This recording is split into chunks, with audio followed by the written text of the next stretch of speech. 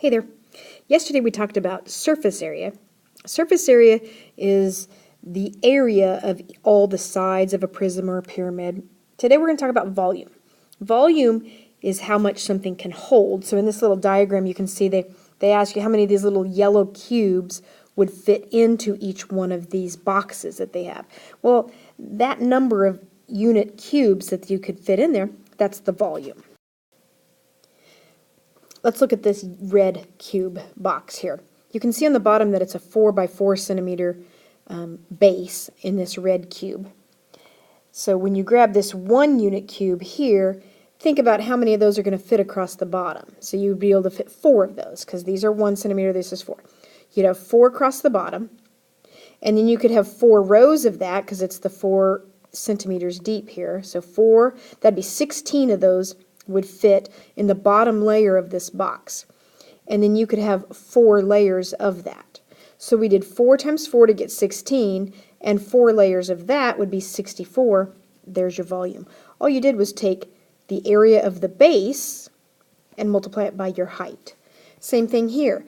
I could fit 2 this direction, I could fit 4 this direction, so that'd be 8 in the bottom of this, and then I'd have 8 layers of that. So 2 times 4 is 8, times 8 is 64. That's how you find volume of a prism. Let's try some.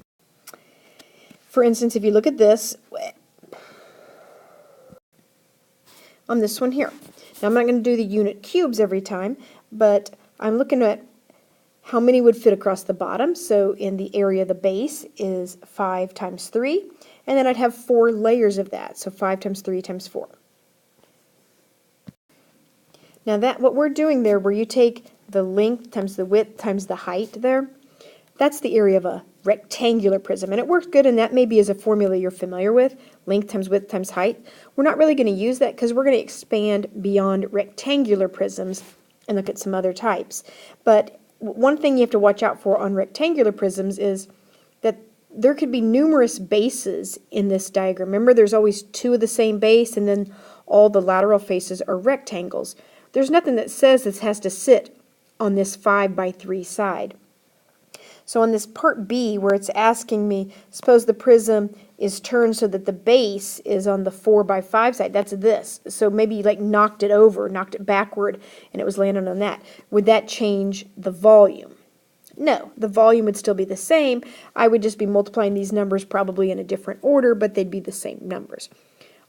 Don't get caught up too much on a rectangular prism on which one's the base. I always assume on this that it's what it's sitting on.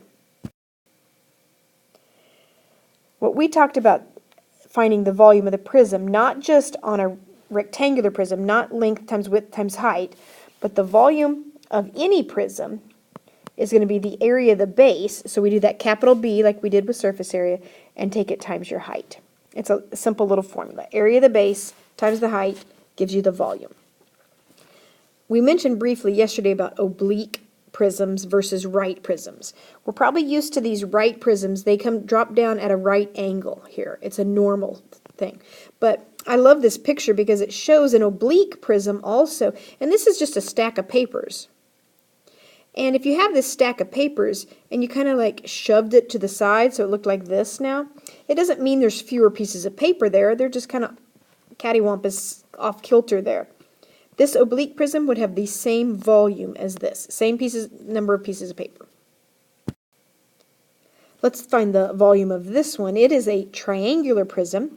Remember that I'll have the bases here are the triangles, and then the faces are the lateral faces are rectangles. So this is not sitting on its base. Be careful. The base is the right triangle. My formula: volume equals area of the base times the height. The area of the base is going to be my right triangle. I'm kind of in luck there because I'm doing a capital B for area of the base. It's just a nice right triangle, and it's set up perfectly for using the 6 here as your base and the 10 as your height. So 1/2 base times height. Let's do some mental math. Half of 6 is 3 times 10 is 30. The area of the base is 30. All right, so volume equals 30. And the height of this prism, if it was sitting on its base, if it was sitting on the triangle, the height would be 5. your volume is 150. Now here's something new. When we label volume, it's not labeled units squared, it's labeled units cubed. So 150 meters cubed. Let's try another one like this. This time it's a pentagonal prism. Makes it a little trickier. All right, here we go. Volume is equal to, I'm going to come over here. Volume equals the area of the base times the height. Area of the base. Problem is it's a pentagon here. Okay, so anticipate on your homework that you're going to have to be working with pentagons, hexagons, some more difficult bases. Again, remember this is not sitting on its base. The bases are the pentagons. I wish that was a 30, 60, 90 triangle. Then I'd do special right triangles. But that happens in a hexagon. This is not. I'm going to be doing SOHCAHTOA on this. To find the area of the base, okay, I'm going to do a capital B for area of the base. It's 1/2 AP. And I can figure out what the perimeter of this pentagon is. Remember, this is my base. It's not sitting on the base. The perimeter would be 5 times 5 sides. So I know that that's going to be 25, but I need to know this. I'm going to do SOHCAHTOA to find that apothem measurement there. So I'm going to call this A right here, and I know that this side would be a 2.5. It's half the 5. That looks like a tangent scenario. So I'm going to be doing tangent of the angle 36 degrees is equal to opposite 2.5 over the apothem. Multiply both sides by the apothem. Some of you have done this enough times, you maybe don't have to show this much work. Divide by tangent of 36. So in your calculator then, you would go in there and you would take 2.5 and you'd be dividing it by the tangent of 36. I get a 3.44. So my apothem is 3.44. So area of the base is equal to 1/2 3.44 times the perimeter, which I said was going to be 25. I'm going to multiply that all out.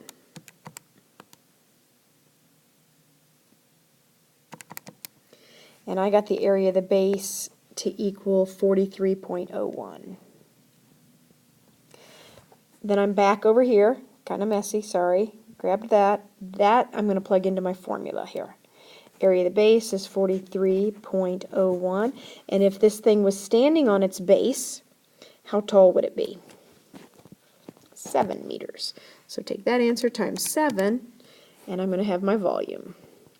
301.08. And again, it's going to be meters cubed for that.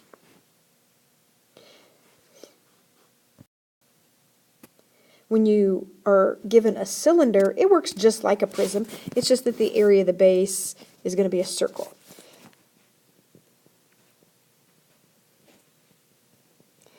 Okay, area of a circle is pi times radius squared, and then the height of my cylinder is 8.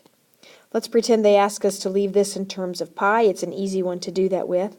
I end up with a pi times 9 times 8. That'd be 72 pi centimeters cubed. I threw in here one of these oblique ones. You're not going to treat these any differently. It's the same deal. But when you measure the height, it does have to be the perpendicular height. It's not going to be your slant height. It's straight down. Volume is equal to area of the base, so that's going to be pi times, looks like my diameter is 2, so my radius is 1, and multiply that times the height. The perpendicular height is 3. So again, leave it in terms of pi. I just have a 3 pi meters cubed. That's all I've got for volume of prisms and cylinders. It seems to me like it's going to be a lot easier for you than surface area is. Volume is easier. So I threw in a couple review questions on here. Getting ready for that final. Methods of proving triangles are congruent. Remember that when we did proofs, when we were proving triangles congruent? Which ones worked as methods? Go ahead and make a list of how many you think you can come up with of ways to prove triangles congruent. I'll give you a hint. The first one is side, side, side. Those kind. That's what I'm looking for. Also, I want you to figure out how the methods, if you remember, to prove triangles are similar. Those were different, maybe similar. No pun intended. All right, pause the video, write as many of them as you can.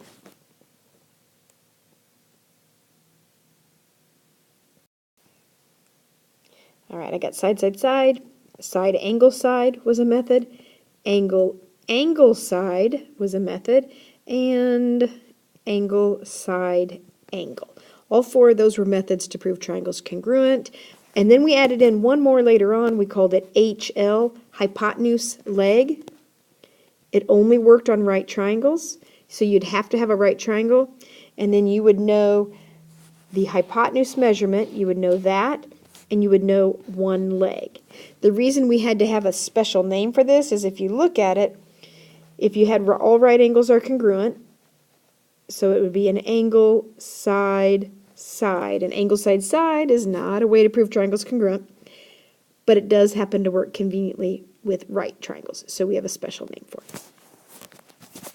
For your congruent, or for your similar triangles, we had angle-angle similarity. That was kind of the main one that we used. And then we had side, angle-side similarity, and we had side, side, side similarity. Now, when we talk about the sides, if you recall that didn't mean they were congruent, that meant that they were proportional.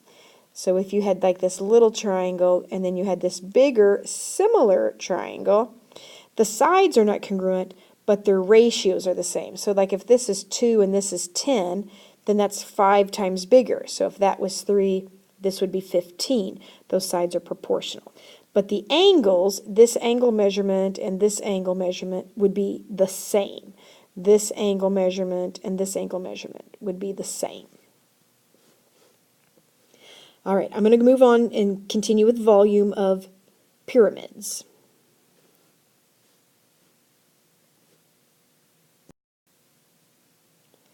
All right, and we're going to tie this in with cones. And I wish, well, maybe you were in class, maybe I was in class, I don't know, for whatever reason you're watching this video, but normally what I would do is I would do this comparison of volume of cylinders and cones. So you can see this cylinder and this cone, they have the same base shape and size. Those two circles would be the same. That cone could act as a lid on that cylinder. It would, if you folded it over, it would land right on top. And the intention here is that if you were to pick a cone, it has the same base, and its height right here, the perpendicular height, is the same as this perpendicular height. Then how do you think the volume of this cone compares to the volume of this cylinder? And what this diagram shows, and what I usually do too, is I'm going to take and I'm going to fill my cone up with rice, and I'm going to pour it into the cylinder. And then I'm going to do that as many times as I can until the cylinder fills up.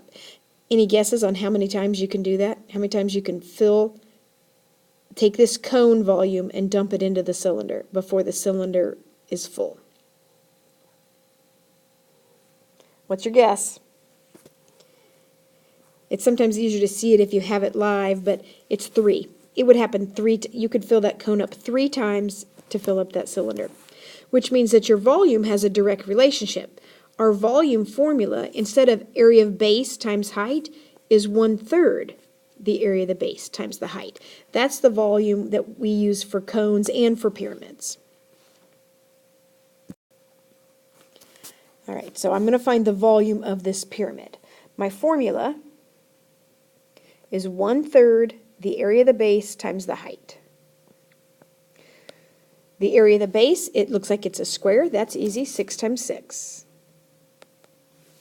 And then the height, again, is always that perpendicular height. And 1/3 of 36 would be 12. And 12 times 8 is 96 inches cubed. And a cone works, it's the same deal, again, just has a circle base. It says in a chemistry lab you use a filter paper cone to filter a liquid. The diameter of the cone is 6.5, the height is 6. How much liquid will the cone hold? All right, volume. How much will it hold? Remember, that's volume. Is 1/3. The area of the base, that's going to be a pi r squared. Now, did you catch that they gave us the diameter? So I only want half of that, which is going to be 3.25. So pi times 3.25 squared. That's my pi r squared. And then I'm going to take it times the height of the cone, and they tell me that's 6. This one I'm going to go ahead and put in my calculator. And I'm going to go ahead and multiply it by pi. And my total volume ends up being 66.37 centimeters cubed. Not too bad. It should be pretty easy today. Let's try a little bit fancier of a problem, though. And by fancy, meaning trickier with the base, typically. So I want to do, this is a pyramid, so I'm going to do volume equals 1/3 area of the base times the height. If you look at the base here, it has an equilateral triangle for that base. So I'm going to redraw my equilateral triangle up here so I can see it better. And what I know is that all the sides are 12. If I'm going to do area of a triangle, I'm going to call it capital B because it's going to be the area of my base. A triangle is 1/2 base times height. The base of this triangle is 12. The height I'm going to have to work on. Right here's the height. Remember that all the angles are 60 in a right triangle or in an equilateral triangle. But when I dropped that, it turned it into 30. Got myself 30, 60, 90. So the short leg right here is 6, which means the long leg, or the height that I want, is 6√3. So that's going to be my height. I kind of ran out of room. It's kind of messy. I apologize. So I'm going to type in my calculator 1/2 times 12. Actually, I'm just going to do that in my head. That's 6.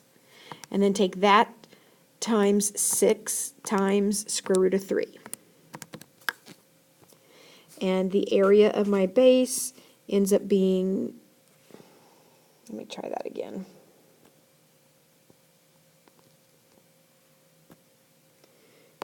Area of my base is 62.35. So I'm going to take that area of my base, and that's going to go into the formula over here. Volume equals 1/3, 62.35 times the height. That's always the perpendicular height. They happen to give me that. It's 15. So then I can type that in my calculator to see what that all multiplies out to. And I have a volume of 311. I'm going to go one decimal place, 0.8. This is centimeters cubed. What do you think? Is this doable? Got a couple more. On this one, they didn't give me exactly what I wanted. They didn't give me the perpendicular height. They gave me that slant height. All right, we can work on this. It's going to be volume equals 1/3 area of the base times the height. The area of the base is going to be the easy part. It's a square pyramid, so the base is a square. 23 times 23. That's 529. But the height is a little trickier. I have to envision in here. Remember how we dropped that that height straight down the middle. It hits kind of somewhere in the middle of that square, and then I go straight over to the side, and then this is my slant height. They gave me the slant height. I want the actual height. Now, because this comes down to the middle and juts over, I actually know that this is going to be half of the side length. So I have a triangle here. Half of 23 is 11.5. The slant height is 24, and I'm going to do a Pythagorean theorem to see what my height is. So I'm going to go h squared plus 11.5 squared equals 24 squared. I don't know how much of this you can do in your head. I go ahead and do 24 squared, and then I know I'm going to subtract 11.5 squared. I'm left with h squared equals 443. Don't forget we have to square root that to find the actual height. So square root your answer there. And I'm left with a height measurement of 21.07. And I'm going to grab that and put it into my formula here for the height.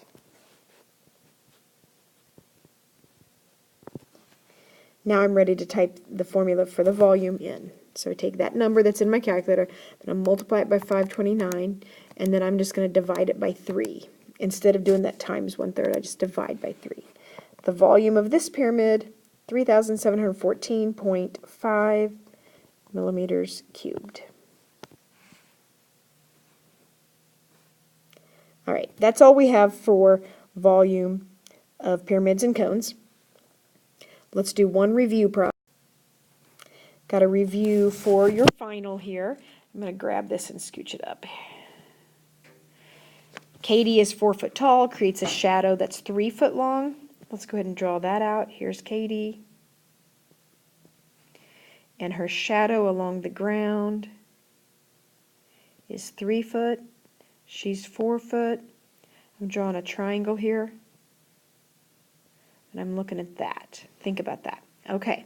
So now what I also have is a building over here. Oh no, I guess I have a tree. All right, I got this tree. And it has a shadow that's 11 foot long.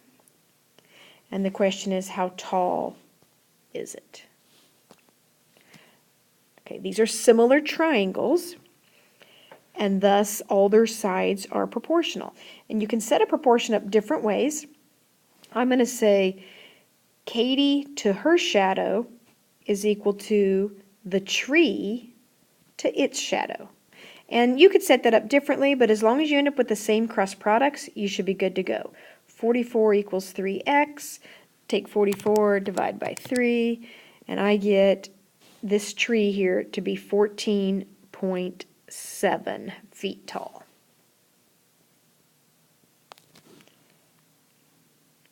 Okay, one other review problem. We talked about distance and midpoint the other day.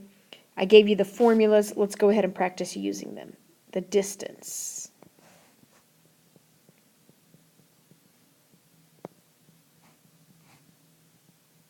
Oops, I don't know why I wrote that. Sorry, let me fix that. I wrote those as exponents. They're not really exponents, they're sub-numbers. So it's x2 minus x1 squared plus y2 minus y1 squared.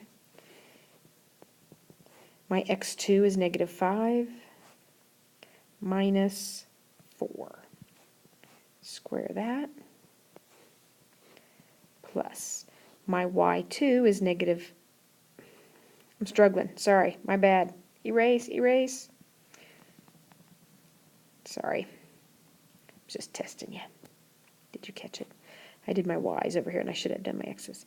So, x2, negative 1, minus 4 squared, plus, now I'm going to do my y's, negative 5 minus 9 squared. All right. This first term, negative 1 minus 4, that's a negative 5, but when I square it, it's going to be 25. Plus, this other one is going to be negative 5 minus 9, that's a negative 14, but when I square it, I get 196. Add those two together and square root it.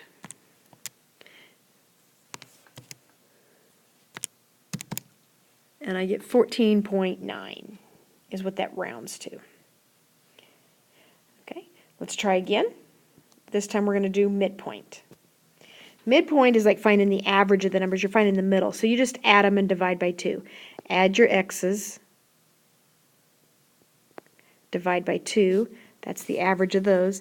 And then add the y's and divide by 2. That ends up getting you a 3/2 and a 4/2, which would reduce to a 2. And that's your midpoint. All right, I threw a couple or maybe more than a couple review problems for your final on your Math Excel homework. Most of it's on volume, but you'll have a few of these too. All right, good luck.